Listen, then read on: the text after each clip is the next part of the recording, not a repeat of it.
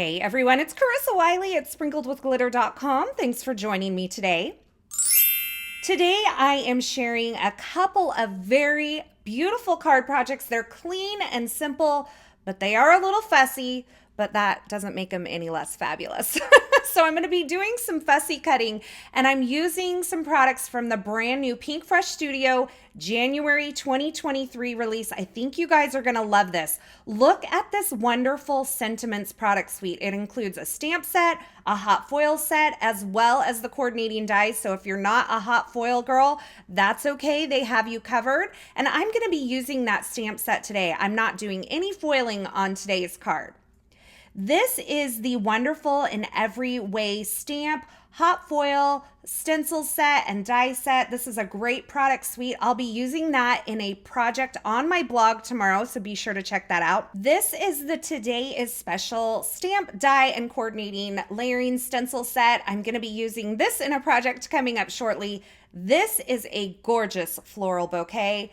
And then finally, I have the Magnolia pattern rubber cling background stamp and the coordinating layering stencils. Now, I do want to mention this is not the entire release. So if you want to see the complete release, I have it linked in the YouTube description below, as well as over at my blog. Today, I'm going to be focusing on this Magnolia pattern rubber cling background stamp. And because it is a rubber cling and it has that foam on it, I need to remove this mouse pad or the black foam pad from my MISTI in order to stamp with it in my MISTI stamping tool. So I've removed that and I've placed the stamp on my platform, and I'm just going to pick it up with the lid of the MISTI, and then I am using some white cardstock.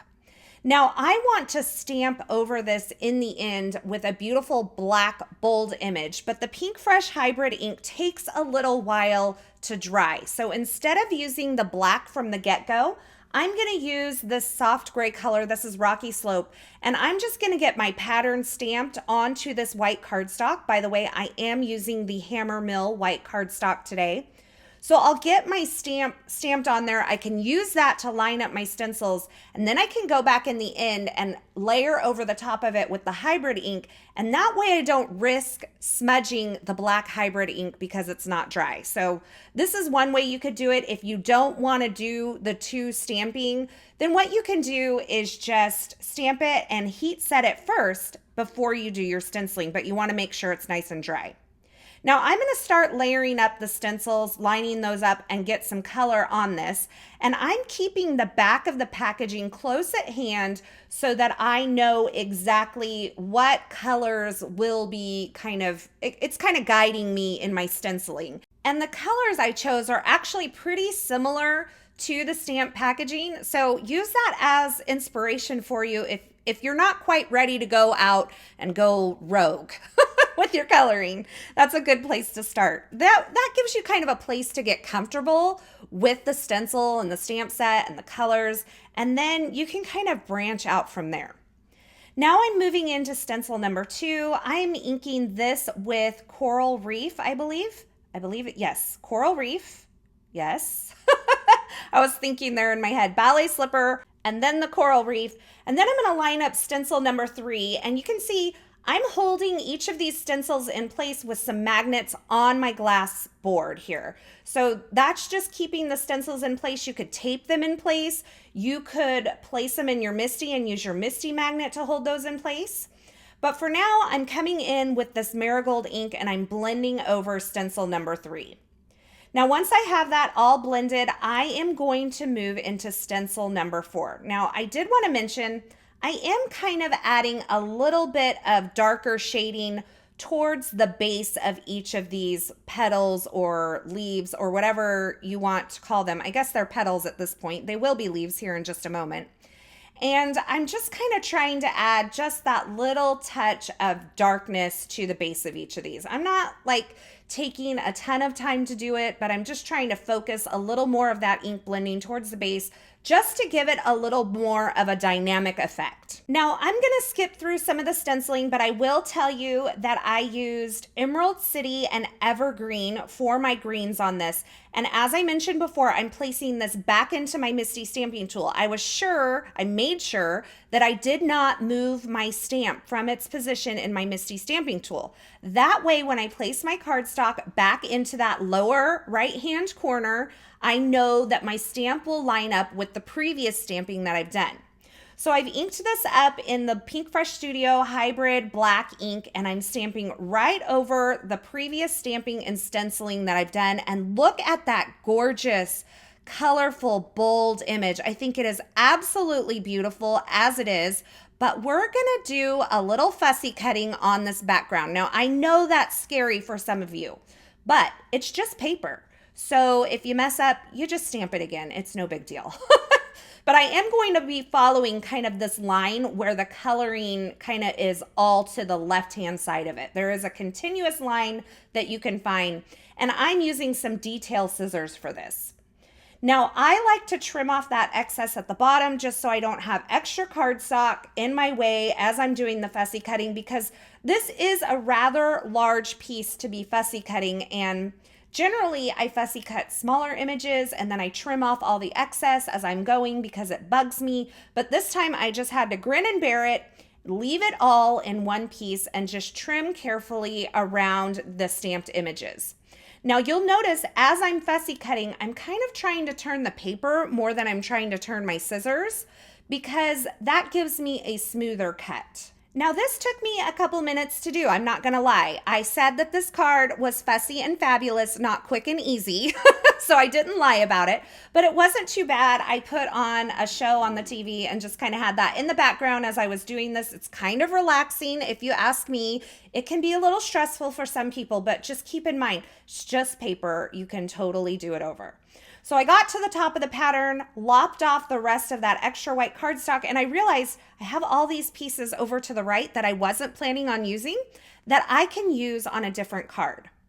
Now this little stem was very delicate and this flower was flopping around, and I was a little nervous that I would lose it before I placed this onto my card. So I went ahead and just used a piece of Post-it tape to reinforce that and kind of keep it still while I'm working with it, because I am going to use a rectangle die to die cut this down so that it will fit nicely on the front of my A2 size card.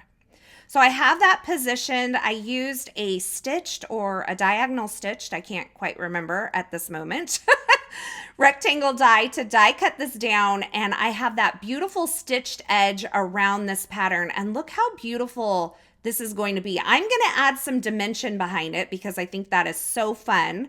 And now I am kind of positioning it on my card and kind of just experimenting with a couple of the sentiments from that wonderful sentiment stamp set, seeing which one might work. Now there were a couple of options, the Miss You and the Take Care. So I'm going to go ahead and stamp them both and try them both out. I think that's a great way when you're kind of unsure what you're going for. I've stamped them in the hybrid ink, and now I'm heat setting them so that I don't smear them or smudge them while I run them through my die cut machine. And to keep the ink from transferring to my cutting plate, I went ahead and just put a scrap piece of paper on top of that as well. Now to give this some dimension, I have die cut 3 or 4 plain white die cuts to stack behind the sentiment. I think that this black, bold black sentiment, which I don't do a ton of anymore, I think it is just so perfect for this really bold graphic floral image that I have going on here on this card. Now, once I get all of those sentiment pieces stacked up, I'm gonna go ahead and flip my floral piece over, and I'm going to add foam adhesive on the back side of it. I know, another fussy step, but trust me, this clean and simple, bold graphic card is so worth it in the end. And that dimension, you could skip it, but I wouldn't. That's just me. I like big cards and I cannot lie. I say it all the time. So I'm going to go ahead and remove the backer from that foam adhesive and then place it onto my card front. Look at how gorgeous that is. Now, the one thing that I wish I would have done on this card that I did not do, that I would normally do when I fussy cut, is take kind of a brush tip black marker and go along the edges where I cut. I didn't do that. That would clean up my lines a little bit, but I think it's still a stunning and fabulous card in the end. Now, even after all those layers of cardstock behind my sentiment, I went ahead and added it with a little bit of foam adhesive just to make it kind of pop up above the floral background.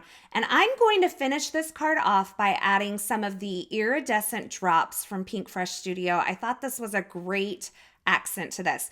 And I will tell you, this card is fabulous, but guess what? I made a second card out of those leftover pieces. I fussy cut them out, added them to a white linen card base, just like I did that first floral piece, and I placed that Miss You sentiment on there. So beautiful. It's like a 2-for-1, so it kind of made it all worth it in the end. So there you have it, a couple of fussy yet very fabulous cards featuring some brand new products from Pinkfresh Studio. This Magnolia pattern stamp and the coordinating stencils are absolutely gorgeous, and I cannot wait to see the color combinations that people kind of dream up to use with this great graphic stamp. Now, as always, I will have links to the featured products used in these projects in the description at YouTube. So if you're looking for something in particular, be sure you check there. Or you can head on over to my blog at sprinkledwithglitter.com. I'll have that linked in the video description as well. Over there, you'll find more still shots, more information, a complete list of supplies, as well as some information on a blog hop happening today to celebrate this brand new January 2023 release from Pinkfresh Studio. So I hope you'll join me over there. As always, thank you so much for stopping by. Thanks for joining me here today. I am so glad you're here. I hope you enjoyed these card projects, and I hope you enjoyed this video. If you did, be sure to give this video a thumbs up, and don't forget to subscribe and turn on the notifications so you don't miss any of my paper crafting and card making video tutorials I share here. Thanks again for watching, and until next time, I hope you have a fabulous day.